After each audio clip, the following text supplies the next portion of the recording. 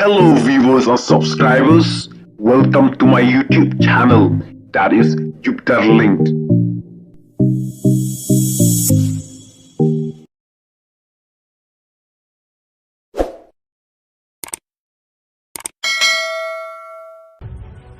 Iran, Minister of External Affairs, Jong kari India, US Jaishankar, ulah takran yaki jinghirtma, yaki jahat hajan India.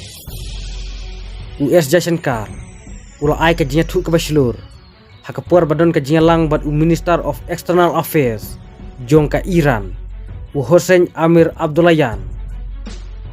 Jaishankar, ulah khot yaki jinghirtma yaki jahat, hajan kari India. Kata ha Indian Ocean, kum ka kam jong ka jing pene jingmut ka badon kam. As you are all aware, there have also been recently a perceptible increase in threats to the safety of maritime commercial traffic in this important part of the Indian Ocean. The Minister also referred to it. We have even seen some attacks in the vicinity of India. This is a matter of grave concern to the international community. Obviously, it also has a direct bearing on India's energy and economic interests.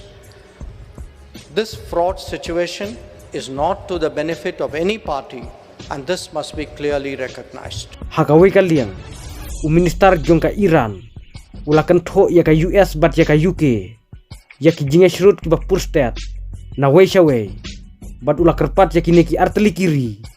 Bakin sangit no kloy یا کتما پرشا یا که یمن با آمریکا و انگلیس هشدار می‌دهیم جنگ علیه یمن رو فوراً متوقف کنند. مقامات صنعا در سفر 2 هفته پیش یکی از مقامات عالی رتبه خود به تهران به ما اطمینان دادند که در مسیر امنیت دریانوردی هیچ اخلالی ایجاد نخواهند کرد. موضع آنها این است که مادامی که جنگ و نسل‌کشی علیه غزه ادامه دارد، نسبت به ممانعت از تردد کشتی‌های رژیم اسرائیل و یا کشتی‌هایی که به مقصد بنادر اسرائیل حرکت می‌کنند اقدام خواهند کرد.